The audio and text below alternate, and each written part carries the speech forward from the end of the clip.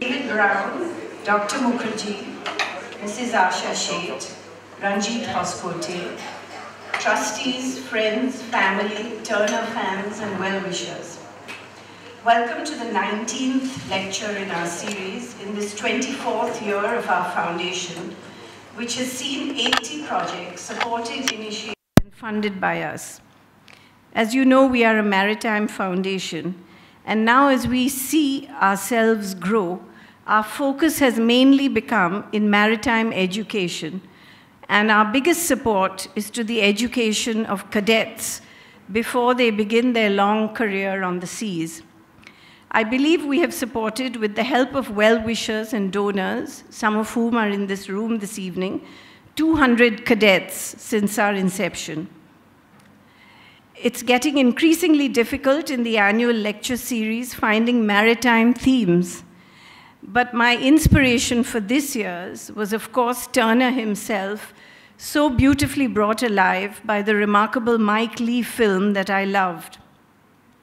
There is a scene where Turner actually had himself tied to the mast of a ship in the midst of a terrible storm so as to understand the wind and currents, which is said to inspire his 1842 painting called Snowstorm. But David will tell us whether this is a myth or whether it's just, whether this is real.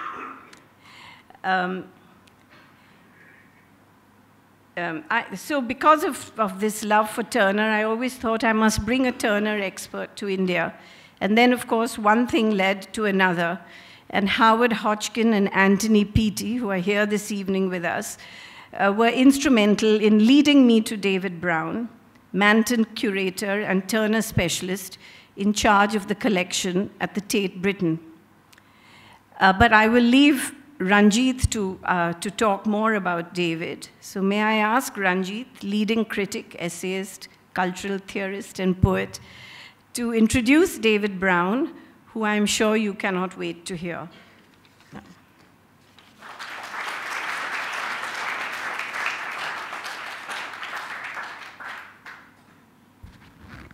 Thank you, Ketki. It's a special pleasure, really, to introduce David Blayney Brown, because his lecture, his topic, really invites us, in Gadamer's phrase, to engage in a fusion of horizons.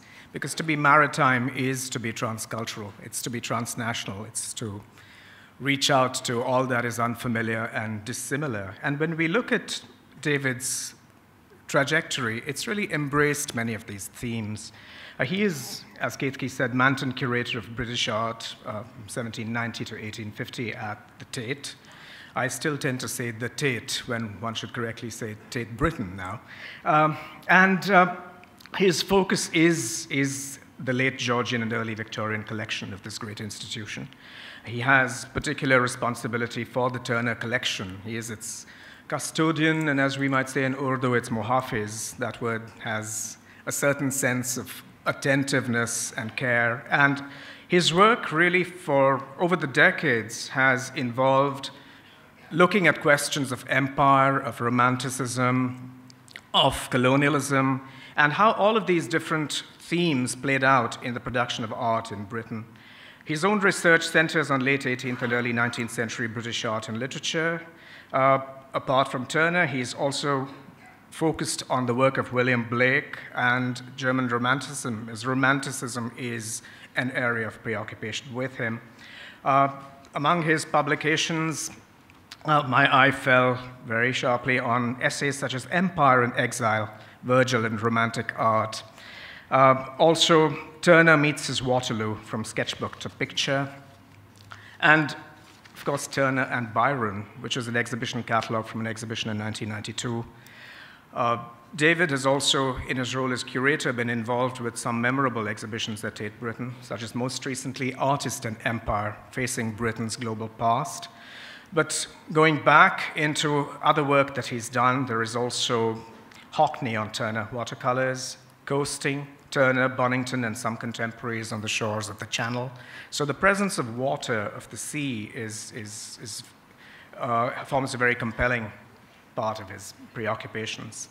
I thought what I might also do very briefly before I move on and invite David to speak, is to respond as briefly as I can in terms of producing framing remarks, like a proscenium, to a certain disquietude that I seem to have sensed about the relevance, if you will, of Turner to India. Personally, I think that's a non-question.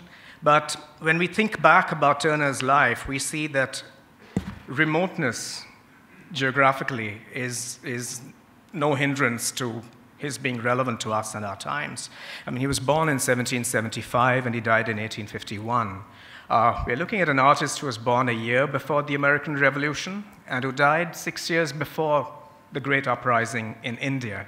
So between those Western and Eastern theaters of the empire is where his life was phrased.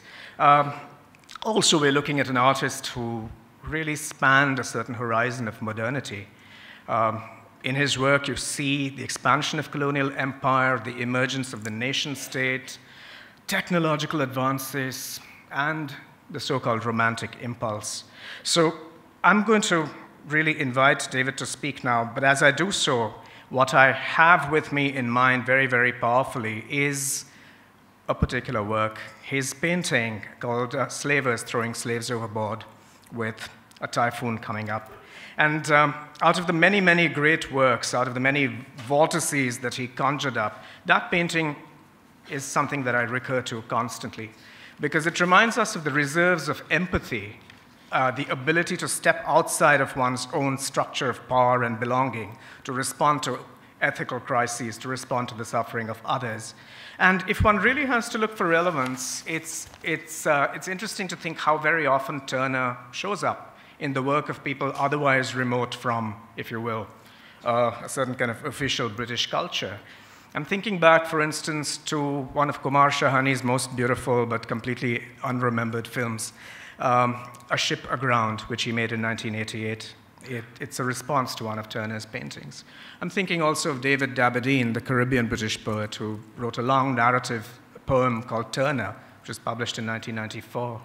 And most recently, in 2014, I'm thinking of the remarkable American poet Claudia Rankine, who comes, of course, of African-American heritage. Her Testament, Citizen, is a book that works both with poems and with images, and among those images are extremely powerful paintings of Turner's. So in that sense, I would really think that Turner belongs not only to Britain or a narrow conception of British culture, but he really does belong to all of us. And with those words, David, may I invite you to speak? Please join me in welcoming David Brown.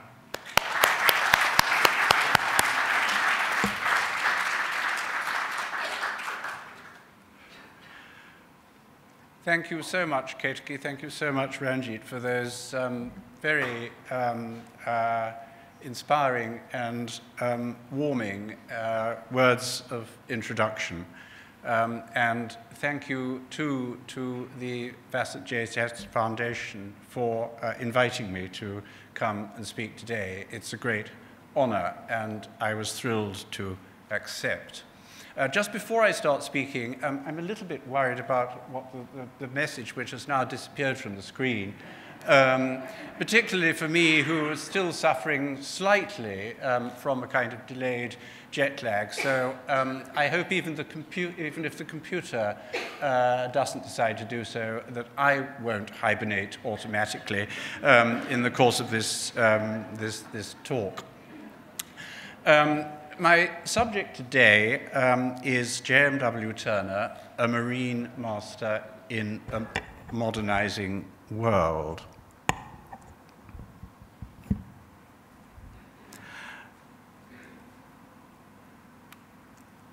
Joseph Mallord William Turner, seen here in his own self-portrait, painted in his early 20s, that is to say, in the late 1790s, is revered as one of the greatest of British painters and among the greatest in his generation of European artists. He is an international figure. Indeed, he has become a world figure. Born in 1775 and dying in 1851, his career spanned a time of extraordinary change and advance in politics, science, and technology, which progressed alongside the rupture of the French Revolution with all its consequences across continental Europe and for the wider world, and many years of war with Napoleonic France, ending only in 1815. Turner's uniqueness as an artist and his high reputation in his lifetime and since rested partly on the technical aspects of his work, his handling, coloring, appreciation of the light, atmosphere, movement, and elements of the natural world, aspects which, for the reductive effect that they had on his painting as the years progressed, have often seemed to modernize, to bridge the gap between his own age, his own time, and the French Impressionist painters of the later 19th century, and even American abstract and expressionist artists of the mid-20th. But equally important is an aspect of his work that I shall hope to explore today in the context of his marine work, his exceptional range of subject matter and ability to catch the mood and tempo of the time in which he lived, to create a definitive pictorial record of the spirit of the age and the state of the nation. His appeal, then, was not just an aesthetic one, powerful as we shall see his visual language was.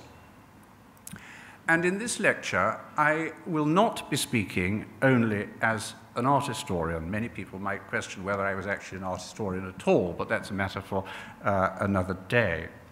Rather, I shall try to look at one aspect of Turner's art, his pictures of ships and the sea, as he surely saw it himself.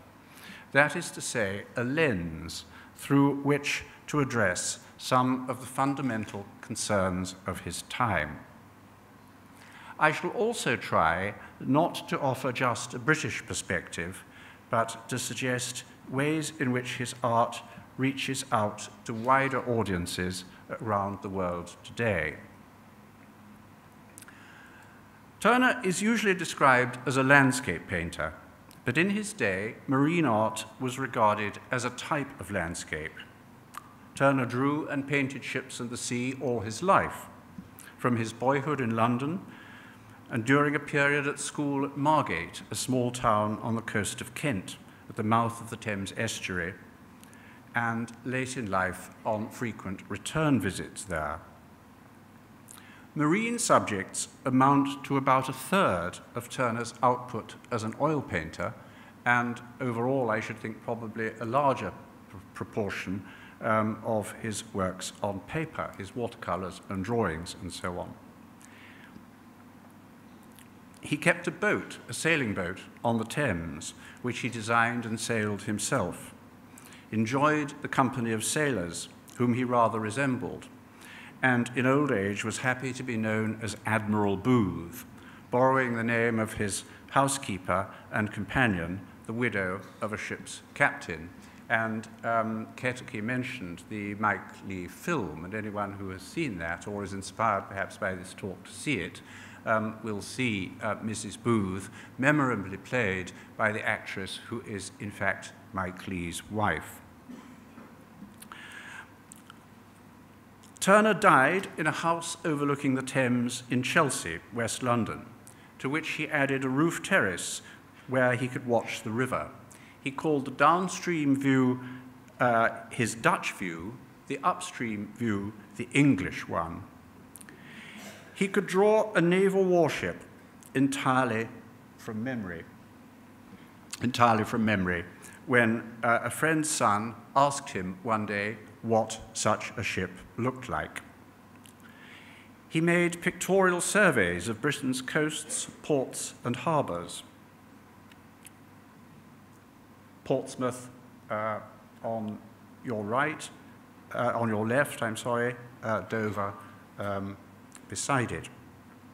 And he was acutely aware that he came from an island nation with a maritime empire whose sense of itself was defined by the sea as much as by land, by distant colonies and campaigns, as well as by home.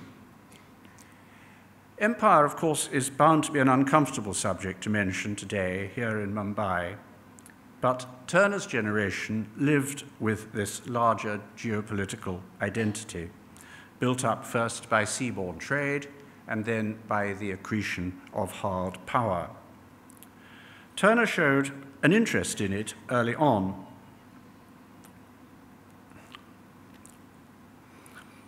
Consulting on-the-spot sources to paint the capture of Seringapatam from Tipu Sultan, the ruler of Mysore. In his lifetime, the British Empire defeated rivals such as Spain and France, began to approach its Victorian zenith, and, as we shall see, measured itself against the empires of the past, whose decline and fall offered warnings from history, or, for more far-sighted people, proposed an inevitable and justifiable rebalancing and correction. It goes without saying that making an empire meant mastering the seas. The Royal Navy defended it, and merchant fleets carried its goods and supplies, from small, independently owned vessels to the enormous Indiaman belonging to the East India Company, then the largest merchant ships in the world, that ran between England and India, protected, of course, by the Bombay Marine, the company's private navy built and based in this city. In fact, Mumbai, once the Portuguese colony of Bombahia, meaning good harbour, then British Bombay, first of all the property of the East India Company, then of the government, of the Raj, and now, of course, thank goodness, free and independent, a world city on the edge of a continent that it has almost outgrown, is a good place to think about identity, what and whose it is, and how it is linked to the sea and worlds beyond. And of course, our audience today, and the foundation that sponsors this lecture, in memory of the founder of independent India's first shipping company, are the last people to need reminding of the importance of shipping to the prosperity of a nation and a city. Mumbai has been called Maximum City, and I've been rereading Sukitu Mehta's marvelous book to get into the mood for this visit. Nowadays, a fraction of Mumbai's size, or indeed Calcutta's or Delhi's, the maximum city of the 18th and 19th centuries was London, the centre of empire and maritime trade, and then the world's largest port.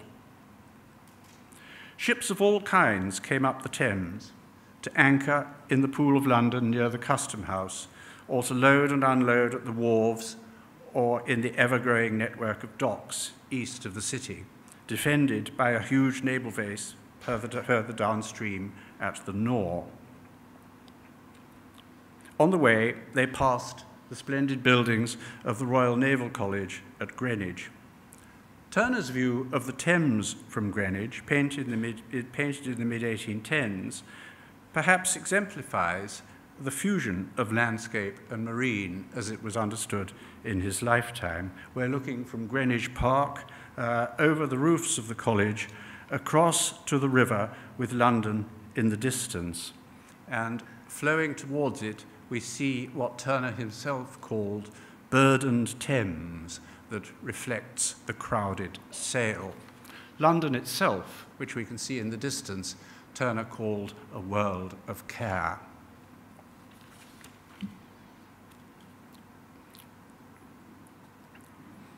In the centre of London, in the Admiralty's office in Whitehall, the Navy commissioners always knew when winds were favourable to bring ships upriver from a large dial set in the boardroom wall that relayed signals from a weather vane on the roof. In the city, Lloyd's monopolised marine insurance for every branch of seaborne trade.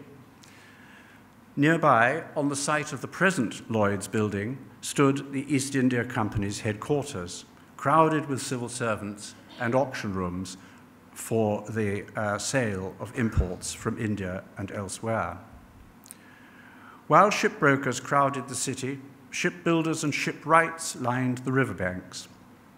London and the Thames were hives of maritime activity, constantly visible to citizens. Turner grew up in the midst of it all, in Covent Garden, a short walk uphill from the Strand, where the Navy also had offices in Somerset House. The world's first purpose-built office block, with a terrace overlooking the river, Somerset House also contained the Royal Academy, London's art school and exhibition space, where Turner studied and showed his work. Fear not, I shall be showing plenty more paintings by Turner, but this is just a brief pause for to paint, as it were, a word picture of the times in which Turner grew up and helped to form him as a marine painter. While London was, of course, the centre, the capital, nowhere in Britain is much more than 70 miles from the sea, or historically was left untouched by it. Cities like Bristol, Liverpool, and Newcastle were major ports. The Navy had bases at Portsmouth, Plymouth, Chatham, and on the Thames.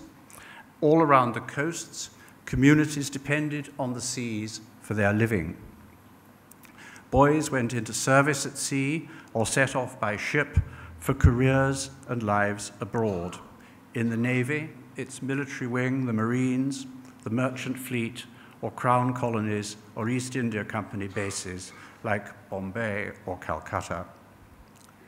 Just a few statistics, perhaps, can speak for themselves. Before a census taken in 1801, the population of Britain was estimated at 8.6 million. But in 1794, the manpower required for the Navy alone was set at 85,000, in 1799 at 120,000, and it continued to rise. Quota Acts, introduced by the government in 1795, called for recruitment across the nation according to regional population and number of ports. London was expected to provide 5,700 men, the largest English county, Yorkshire, 1,081. Then, of course, were all those employed in shore-based services supporting the Navy, the merchant fleet, or fishing fleets. When we remember that 5,000 English oak trees had to be felled to build a naval warship like the Temeraire at the naval dockyard at Chatham in 1798, and that Nelson's flagship Victory carried 800 officers and men from all over the country and abroad, including 22 Americans and 3 Frenchmen, and that at a time with war with France, we realize how costly and far-reaching British sea power once was. All this was a source of pride, but it was also extremely vulnerable and at risk. Even in peacetime, the sea was dangerous, claimed many lives from disease, storms, wrecks, and drowning. More often than not, the Navy was fighting in wars which spread from Europe to Asia and the Americas, and became global.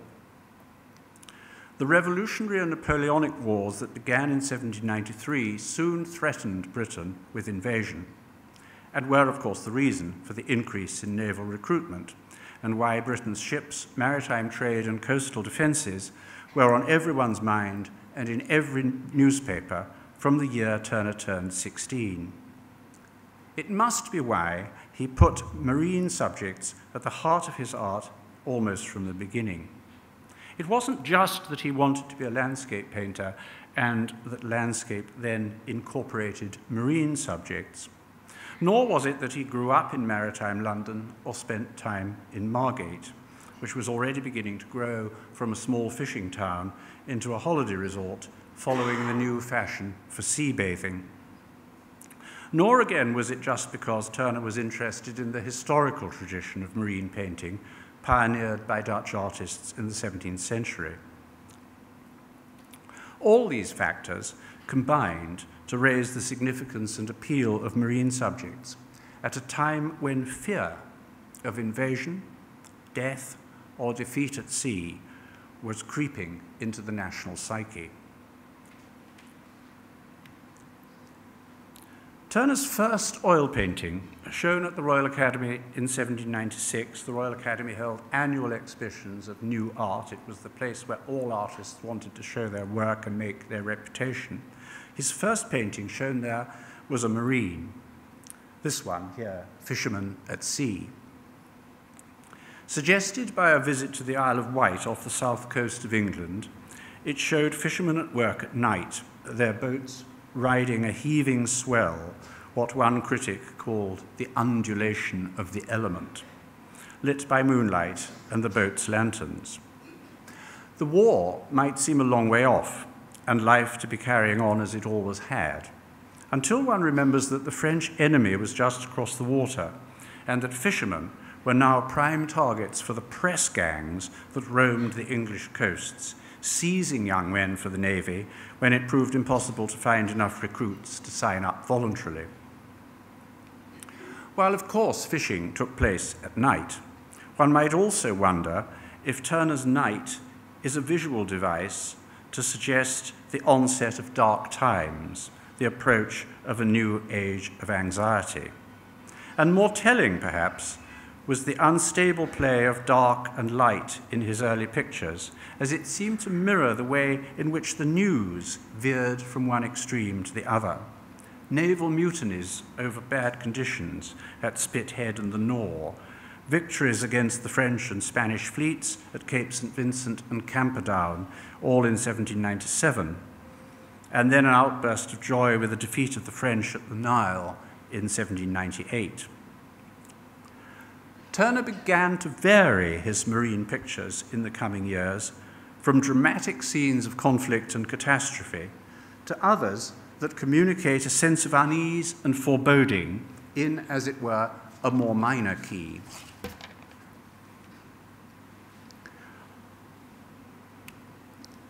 Battle pictures by already well-established artists like this of Camperdown, I would tell you who it's by, but the name is almost unpronounceable, together with Dutch painting, were the basis of Turner's more spectacular efforts.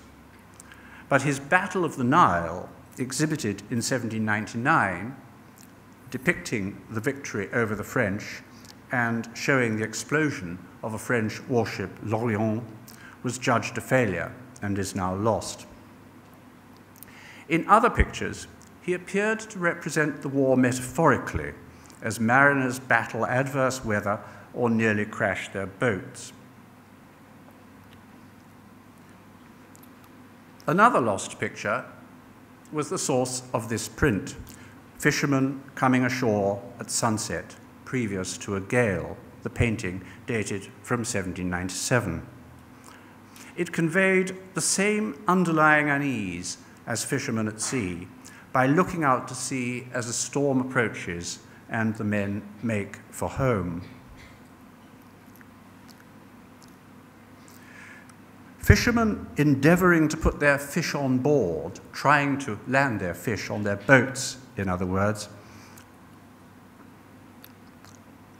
provided the narrative for Dutch Boats in a Gale, painted in 1801, as a companion to a picture by the Dutch 17th century marine painter Jan van der Velde.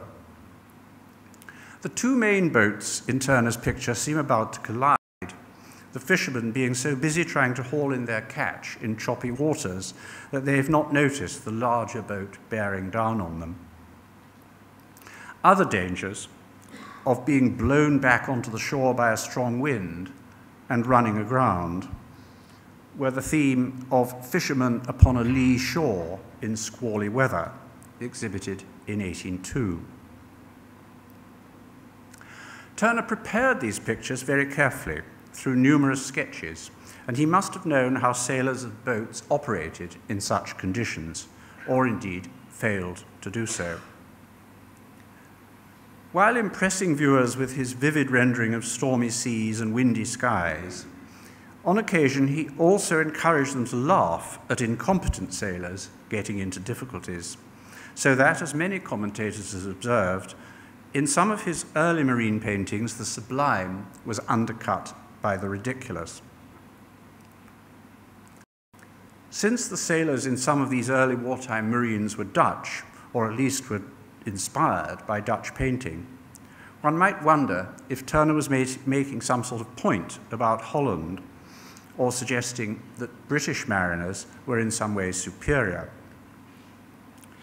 One would expect an artist to be patriotic in wartime, but Turner might have had mixed feelings about the Dutch, who'd been invaded and annexed by the French in 1795, co-opted into the Napoleonic Empire,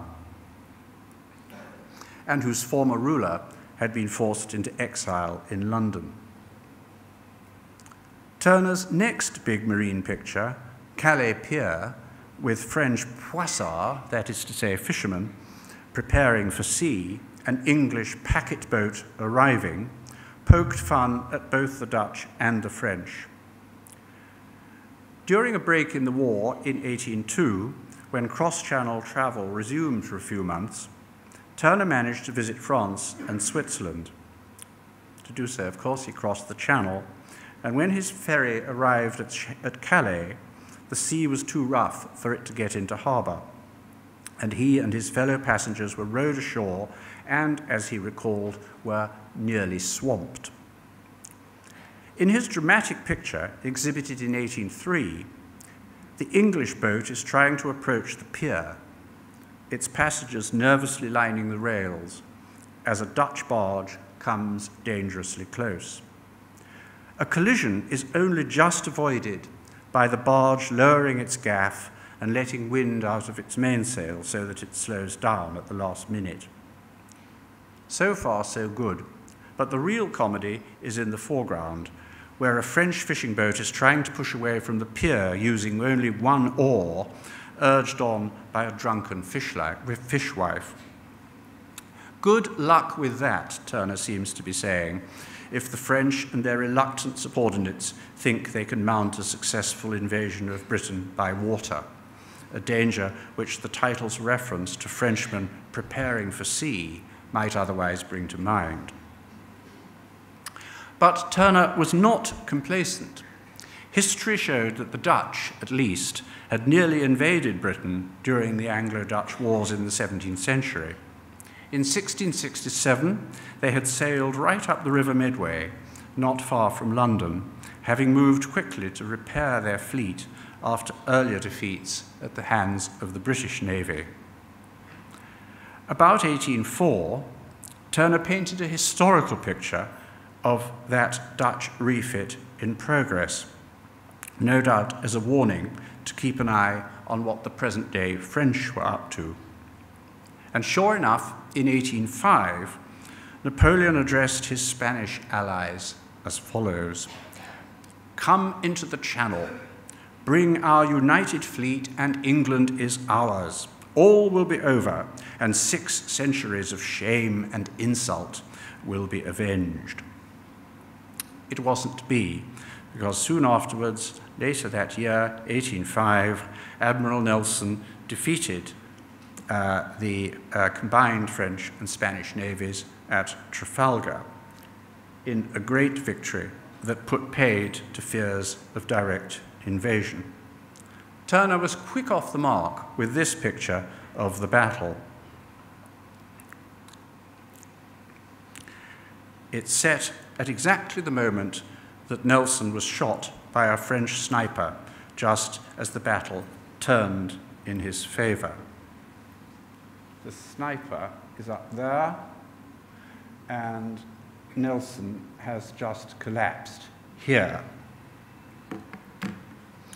And of course, the central drama is surrounded by close-packed warships bombarding each other at near range.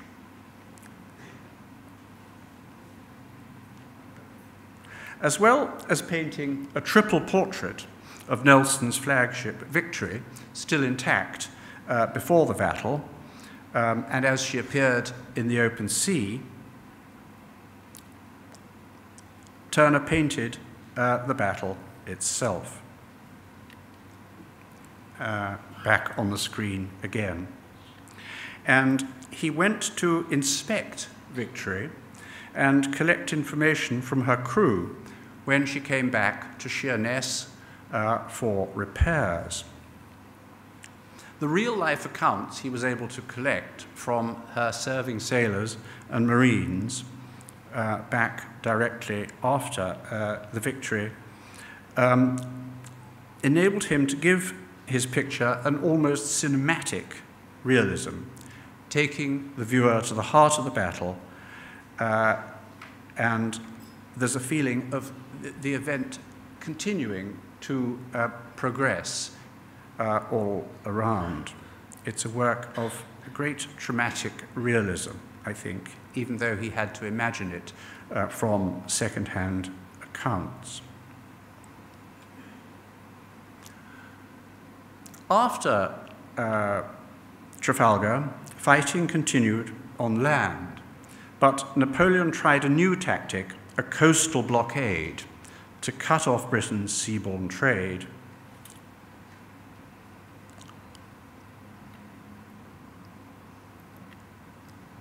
Turner's painting of the Cornish fishing port of St. Mawes shows just one of the effects of the blockade. Excess fish, Cornish pilchards, which would once have been exported to continental Europe, are being dumped on the beach for sale to English farmers as cheap manure. It was obvious that this sort of thing did no one any good, and smuggling became a major industry on both sides of the Channel. Napoleon still needed English boots for his soldiers and gold from London banks to pay them, while the appetite of elite Britons for French wine and luxury goods was undiminished. Napoleon, even more entrepreneurial than the English, even built a smuggler's city on the French coast and a kind of illegal merchant navy of hundreds of fast galleys plied the Channel, rowed by French and British crews who evolved a hybrid language to communicate with each other.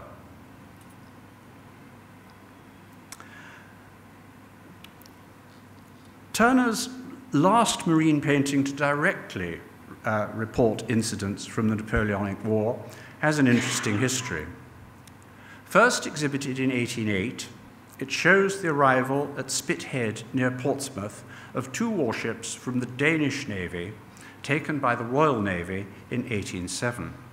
Turner had gone down to Portsmouth to see them as they arrived at the coast. Believing speculation that the Danes had been about to ally with Napoleon, who would then use their navy to rebuild his own, the British bombarded Copenhagen and seized their fleet. Not exactly the way to win friends, this act of aggression provoked the very thing London had feared, a Franco-Danish alliance. Within a year, the whole episode had become so embarrassing that when Turner showed the picture again in 1809, he removed any mention of the Danish ships from its title, though he omitted to paint over their flags, and described only the bland narrative of a crew recovering an anchor. Perhaps surprisingly, given the controversial subject, critics were full of praise, generally agreeing that Turner had moved on from what some had felt were his rather attention-seeking effects and contrived narratives, bold eccentricities, excesses, and flights of fancy, as one described them in some of his earlier pictures. The treatment of the sea itself was particularly admired, and the same critic concluded that Mr. Turner may become, if he wishes, the first marine painter in the world. So far, I have said rather little of Turner's style, hoping that his early preference for storms over calms and turbulent seas flecked with white wave crests and spray, and dramatic skies with scudding clouds and gleams of sunshine would speak for themselves. In Spithead, here on the screen now, these effects seem more controlled and therefore perhaps more credible. The same is true, I think, of a series of beautiful pictures of the Thames estuary, painted in the years immediately after Trafalgar, in which the weather is breezy, the water choppy, but not at all dangerous, and the life of the river proceeds under the watchful eye of naval guardships. Turner would have known these scenes extremely well from trips sailing in his boat. But the more relaxed feeling of these pictures must also, I think, reflect an easing of the national mood as fear of invasion receded. If so, this did not prevent him from pulling out all the stops in two astonishing pictures of shipwrecks. Fear of shipwreck had certainly not gone away. In the 19th century, when people were so much more dependent on ships, this was a nightmare comparable to plane crashes or terrorism today, or indeed the car or train wrecks so often invoked as comparisons for all kinds of modern disasters. The republication in 1804 of The Shipwreck, a well-known poem by William Falconer, had brought the subject back to mind, and it may have prompted Turner to paint a picture of the same title for exhibition in 1805.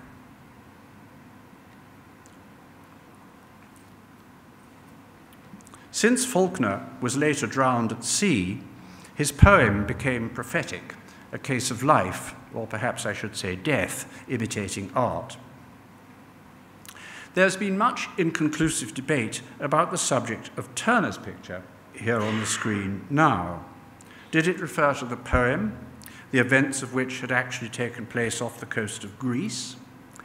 Might it depict some actual wreck, perhaps that of an East Indiaman, the Earl of Abergavenny, lost off Portland Bill in February 1805, with the loss of 263 lives, including her captain, the brother of the more famous poet William Wordsworth? Or by invoking memories like these, did it respond to the wider current psychology of fear, since it was, after all, planned and painted well before Trafalgar? Of course, it may do all these things, which need not be mutually exclusive. On the question of reality and truth versus artistic license, while there are a number of related drawings in Turner's sketchbooks, they seem to be variants of a possible composition evolved in the studio, rather than stage-by-stage records of the progress of an actual wreck watched in real time.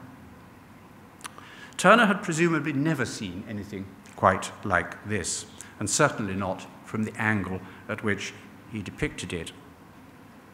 But he imagined it so vividly that the picture was given up by its purchaser, apparently because he couldn't bear to look at it, having lost a relative at sea. In 1810, Turner painted an even more terrifying visualization of the death of a great ship and the desperate attempts to rescue her crew from towering seas, seas seen from the trough of a great wave that sweeps everything into it. We heard mention in the introduction about Turner's masterly design of vortex-like effects, and here is a splendid early example. An old Navy man commented, surely rightly, of this picture that no ship could live in such a sea. At some stage, the picture became known as the wreck of the Minotaur being a naval warship, a veteran of the Nile, Trafalgar, and Copenhagen, which was lost after running aground off the Dutch coast in December 1810. But in fact, Turner had been planning this picture, as well as the earlier shipwreck, for several years. and it was paid for by its owner in May 1810. If Turner or his client adopted the Minotaur as the subject, they must have done so afterwards because it reminded them of an event that had since become topical. More plausible alternatives suggested to me include the loss of the transport ship Dispatch in January 1809. Returning with British cavalry soldiers rescued from the war in Spain, she ran aground and broke up off Cornwall on the west coast of England. This was all the more tragic as these troops had been spared death in battle only to drown in home waters, victims of the elements rather than the enemy, unless, of course, the elements themselves were the enemy, as Turner seems to be suggesting, and elements which, once again, are so extreme that he could only have imagined them.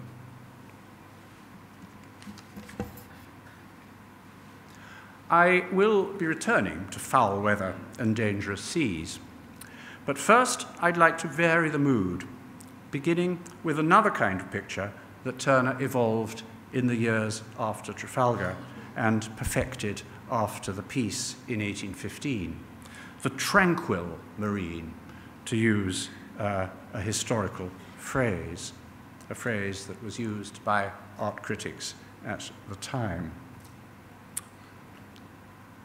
An earlier example was the sun rising through vapor, a coastal scene with fishermen cleaning fish exhibited in 1807, and bought evidently as a complete contrast by the same collector as the 1805 shipwreck. Turner borrowed its luminous glow, which is the real beauty of its effect, I think, the sun hanging low in the sky and reflected in the water, and a kind of warm golden mist enveloping the whole subject. He borrowed these effects from the 17th century Dutch painter Albert Cuyp, whose hometown Dordrecht Turner visited in 1817. Tranquil marines proved splendid vehicles to reflect his post-war travels and the return of travel and commerce to the continent of Europe. In his tranquil marines, storms are replaced by clear skies and the calm waters of canals, rivers, and ports. Dort or Dordrecht, the Dort packet boat from Rotterdam becalmed, exhibited in 1818, showed all this on a grand scale, and it was followed by sunlit views of Dieppe and Cologne in 1825.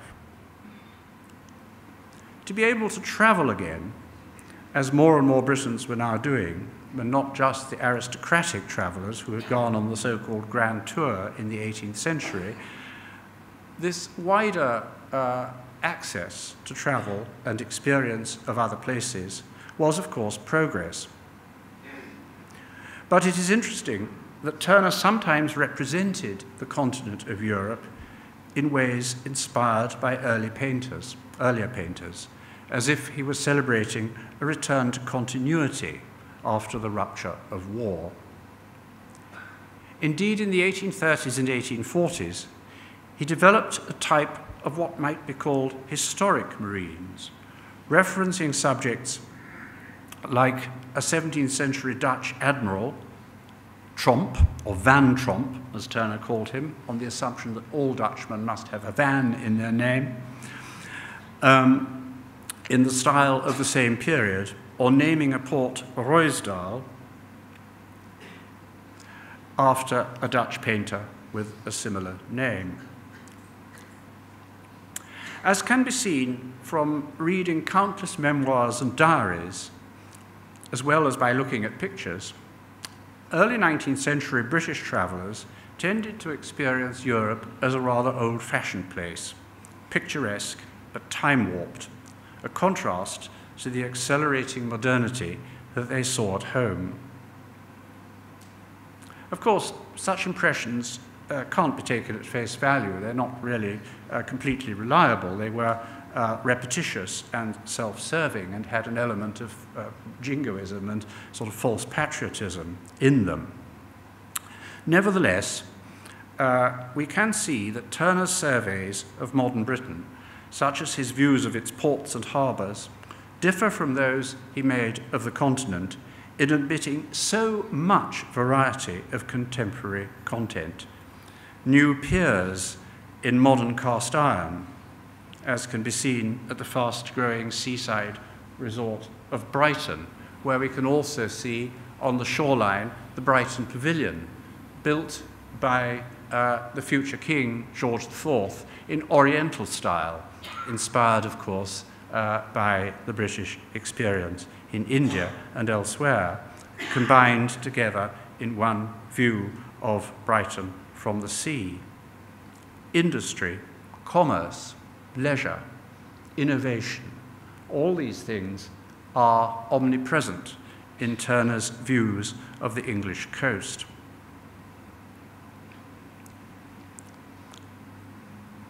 After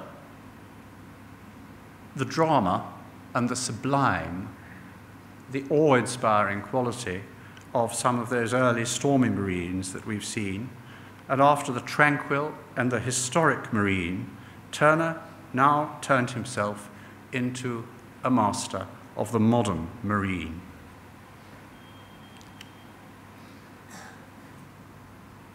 The wonderful picture on this side here, reproduced, I'm afraid, in a very bad image, which does not do it justice, a painting called Keelmen Heaving in Coals by Night, which is one of the paintings that represents Turner's work in Washington today. Keelmen heaving in coals by night, a view of the River Tyne in the north of England with colliers loading coal. It's not, of course, a conventionally beautiful subject, but it is dynamic and impressive, celebrating the muscle and materials that kept Britain's industrial economy firing on all cylinders. Its owner, himself an industrialist, liked to compare it to his Turner painting of Venice, seen beside it on the screen, a painting in which the city's old customs house appears as a mere ghost to suggest the now vanished wealth of a former trading empire. The most modern of Turner's modern marines contained conspicuous recent innovations, coal-fired steamers. One should not exaggerate the impact of steam power in shipping, at least in its early years. Sail predominated well after Turner's death because the amount of coal needed to fuel long journeys exceeded the capacity of ships to carry it, or so slowed them down as to negate the benefits of the steam engines. Even in 1860, there were over 4 million tons of sailing ships, as against 454,000 tons of steamships registered in Britain. The Navy, the Royal Navy, only moved decisively to steam, as opposed to using steamers as tugs or support vessels, during the Crimean War of 1854-6, that is to say, after Turner's death in 1851. But on the Thames, around the coasts, and for short cross-channel services, paddle steamers were introduced very quickly in the decade after 1815. And of course, they completely changed the view, especially when moored alongside an ancient monument like the Tower of London. Steamers reduced travel times from days to hours, and they liked to race each other on the crowded river, churning up its banks with their wash. The Port of London moved, not before time, to regulate them in 1831, but it was obvious that they were the future. Turner used them often for trips to the continent and for his regular visits to Margate. His watercolor of Dover, we saw one of Dover earlier, and here is another, this one dating from 1822, included a vessel recently converted from sail to steam, and there were many such hybrid vessels at the time. But this was also around the same year as the first iron steamship was purpose-built in England. Staffer, Fingal's Cave, painted a decade later, in 1832, shows a steamer in the service of tourism to the Scottish Islands. The advent of steam and new materials for shipping came at the same time as the great wooden sailing warships that had fought the Napoleonic War and all previous marine wars were nearing the end of their lives. If not paid off, they'd been reduced to coastal services as victualling or prison ships and were becoming unseaworthy and too expensive to maintain. Only Nelson's flagship Victory now survives to tell their tale. But when the Temeraire, which I mentioned earlier, and which fought alongside her at Trafalgar, was towed up the Thames to be broken up in 1838, Turner saw an opportunity to let her speak for her heroic age, to speak for the wooden walls and hearts of oak that had defended their country, while also paying homage to the coming age of steam by the tug towing her upriver. His picture has cleared the Thames for their stately progress. The Temeraire is already a ghost ship, partly stripped down. If we look carefully at the painting in the National Gallery in London, we can see that actually some of her decks have been removed, her guns have been removed from the gun ports. We can see from one side of the ship to the other. She is effectively empty and already dead. A ghost ship, partly stripped down. Yet also, if we look closely at the picture in London, and we can't see this from the PowerPoint image, unfortunately, but if we look at the horizon line and a sort of grey haze that hovers over the river, we can see that it is marked with a number of vertical scratches into the paint. What do these scratches mean? They seem, in fact, to be a forest of masts hanging beneath the sunset, as if all the fighting ships of the age of sail have risen from the seabed or the breaker's yard and come to say goodbye. In the National Gallery today, this picture still arouses the same powerful emotions that moved the novelist Thackeray to call it a great national ode, a piece of music. Ships are almost human, of course, at least to those who sail in them, and their end, along with the end of their era, are bound to affect us at any time. Only last year, press photographs of the Royal Navy's flagship... Only last year, press photographs of the Royal Navy's flagship aircraft carrier HMS Illustrious on her way at sunset from Portsmouth to the breakers evoked the same imagery and feelings as Turner's Temeraire, surely quite deliberately. Turner called the fighting Temeraire, as he titled the picture, his darling, and he always refused to sell it. It belonged to his last phase as a marine painter, when he used marine subjects to address great issues of the day, moral and ethical on the one hand, progressive on the other, in the transformed and dynamic style of his late years. We might date the beginning of this phase to around 1835, and a painting probably showing the drowning of female convicts bound for Australia, after their ship Amphitrite was wrecked off France. Perhaps because the subject was so painful and sensitive, Turner may not have completely finished it, and he certainly never exhibited it.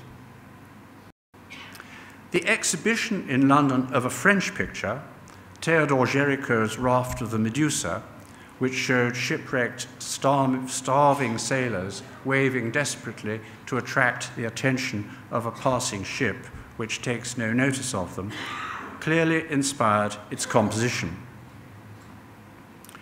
Géricault's picture was a coded attack on an uncaring and incompetent French government, while Turner's can be seen as an indictment of the British captain who, before himself being drowned, refused to accept French help to rescue his cargo of convicts because he thought he was only authorized to land them in New South Wales. While the export of convicts to distant penal colonies remained one of many dubious aspects of imperialism, at least the slave trade had been abolished in Britain in 1807 and the British Empire in 1833, in a ban that finally took full effect in 1838. The biography and correspondence of the anti-slavery campaigner William Wilberforce were published in 1839 and 1840, and the latter year saw the gathering in London of an international anti-slavery convention, a convention conscious that much good had been done, but more remained to do to banish slavery from the world. Opening the conference with his first public speech in England, Queen Victoria's husband, Prince Albert, declared that the benevolent and persevering exertions of England to abolish that atrocious trade in human beings have not as yet led to any satisfactory conclusion.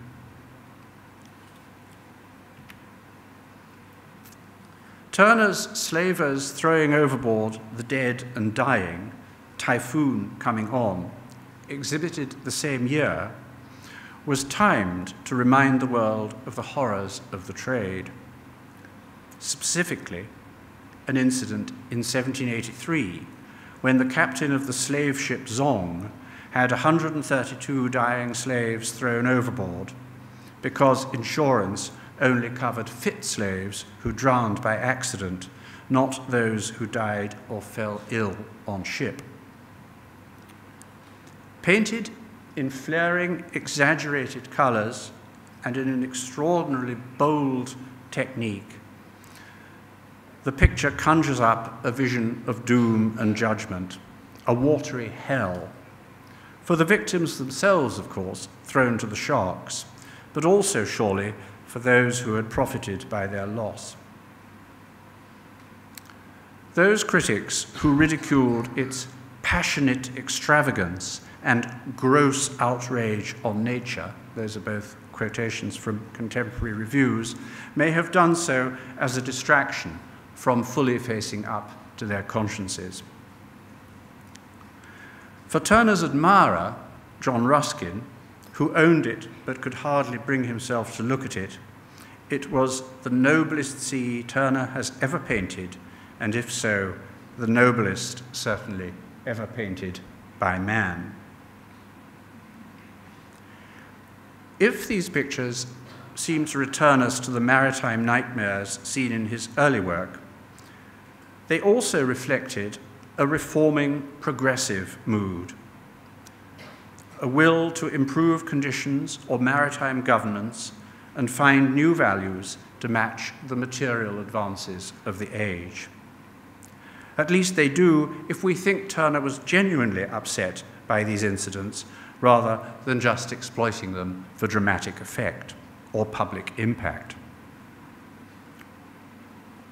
We might guess his sympathies from other pictures where he celebrated improved life-saving technologies such as flares or the so-called Manby apparatus developed by the inventor Captain Thomas Manby, a rope fired from shore to a distressed ship so survivors could haul themselves to shore. Turner's picture of the apparatus in action was exhibited in 1831, the year Manby was elected a member of the Royal Society, London's oldest scientific body. And of course, just as the coincidence of the slaving subject with the anti-slavery convention was surely no coincidence, so the coincidence of Manby's invention being presented in a picture to the public in the same year that Manby was honored by a scientific society can't be a coincidence either, and I think they're a clue to Turner's way of thinking. And of course, ships themselves were becoming safer and stronger, though they could still be threatened by awful weather, such as the snowstorm battering a steamboat off a harbour's mouth in this picture, which was exhibited in 1842. Here we can see man-made technology and natural forces battling it out in a scene that Turner allegedly claimed he had actually witnessed, tied to the ship's mast and not expecting to survive. We heard mention of that moment in Mike Leigh's film from Kaitaki earlier. She also indicated that I might give my personal view on the history or otherwise of that particular event. And in fact, indeed, I do believe that it's extremely unlikely that this actually happened. Moreover, the ship that Turner names in his full title of the picture, a ship called Ariel, has never been found to have existed. Does this matter? What does matter is that Turner wants the picture to look true. He wants to show what such a scene was like. And what also matters is that, as Ruskin observed, this is surely, and I quote Ruskin, one of the very grandest statements of sea motion, mist, and light that has ever been put on canvas. Marine painting was traditionally understood as depicting ship portraits and events at sea. Turner, of course, knew this was expected. But if anything justifies marine as a branch of landscape art, as was also understood at the time, it must be that it cannot exist without the natural elements that Ruskin described. Elements which increasingly take over from the narrative or become the narrative in Turner's later marine work. Turner couldn't have painted Snowstorm had he not also painted the sea, shore, waves, the sky, in all weathers, as subjects in themselves, not for exhibition, but for his own interest. Many of these private studies in oil and watercolor were in his studio when he died.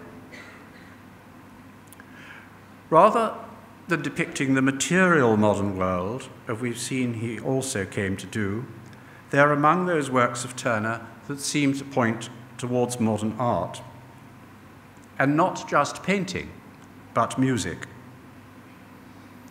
One of Turner's later admirers, at the turn of the 19th and 20th centuries, was the French painter Claude Debussy, who hung reproductions of his works in his apartment in Paris, and who raised himself to a suitable state of inspiration before composing by going to look at paintings by Turner in the London galleries. We don't know exactly which works he looked at, but we might guess from his symphonic sketches La Mer, the sea, that they included sea pictures. A discussion of La Mer, written in the 1930s by the critic, composer, and conductor Constant Lambert, himself the son of a painter, an Australian painter, in fact, could just as well describe Turner's late marine studies and their evolution from his earlier marine set pieces. Whereas, writes Lambert, whereas in most works of art inspired by the sea, we're given the sea as a highly picturesque background to human endeavor and human emotion, La Mer is actually a picture of the sea itself, a landscape without figures, or rather, a seascape without ships. In his last years, Turner was already painting such sea pictures, pictures of the kind that Debussy realized in music. Turner having first made his reputation with some of the most magnificent of all marine paintings. I hope this brief survey will have convinced you that the American artist Charles Robert Leslie was right when he pointed Turner out to a fellow guest in 1832. There is Mr. Turner, the great sea painter.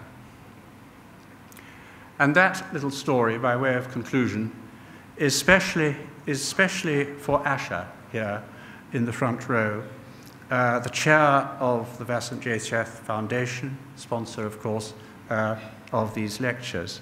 And I hope she'll be amused to hear that that description of Turner was given at Petworth, an English house she knows well. And I think it's an example of how Turner and his sea paintings still have the power to reach across time and across the world. Thank you very much.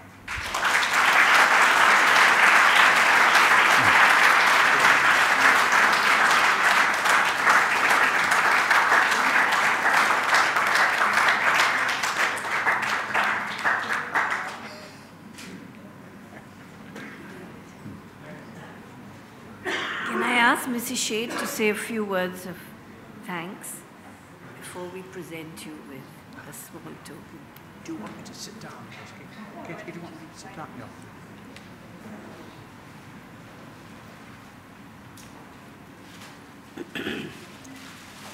Mr. Mukherjee, I think he's just gone for some work. The trustees of the Vasant Sheth Foundation, Mr. David Brown, my friend Howard Hodgkin, and many other distinguished friends and friends of Vasant who are all here. I'm very, very happy to welcome you all. This is our very unusual lecture, and Ketki organizes this, and I was wondering what it is going to be like. But I'm amazed it's opened a whole new angle of shipping, and I think this lecture should be shown to all the ship owners in India. And perhaps we should have this lecture at INSA, because they never think that shipping has any other angle except trade and money. Now, Ketki has opened this new vista, which is wonderful. And I remember when I came to Bombay and Vasant had just started the shipping company.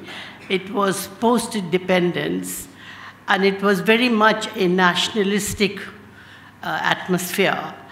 And the flag of Great Eastern had the same color as the tricolor, orange, green, and white. And it was the beginning of Indian shipping, although Indian shipping has been for a very long time, for thousands of years. But during the colonial period, it got totally left aside, and the British skills took over. And as Mr. Brown said, it was a great instrument of trade and power for the British Empire. So the shipping, when it started, when Vasant got the first ship, he was very young.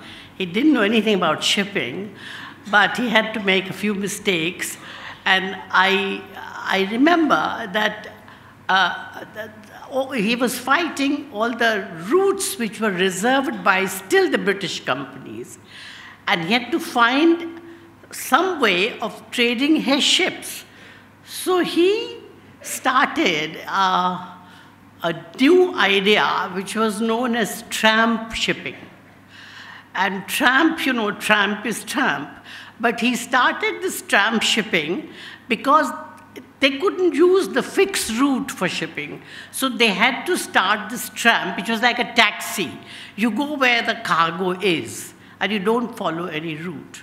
And that's what made Great Eastern big in long term. So, I mean, this was the Indian original shipping trade, and I thought I'll mention. But what is absolutely remarkable, which I've seen here just now, is this such finery, such intensity and sensitivity of sea and ships. I can't believe it. And particularly when he talks about this, the painting about the anti-slavery and how they were thrown, it's just terrible. We have a great novelist called Amitav Ghosh, who's also written a very good book about the torture and suffering of the people on the ship in the early days. So I'm very, very happy that we decided this, and I'm very happy that Kate has opened a new vista in shipping, which is wonderful. I thank her very much, and I thank all of you, and particularly my staff, which works very hard for this lecture. And I'm very happy to present a small token of our appreciation and respect for Mr. Brown. Yes, we always present this.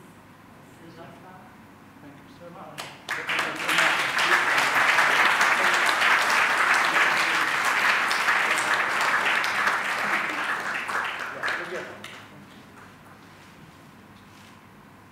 Thank you very much.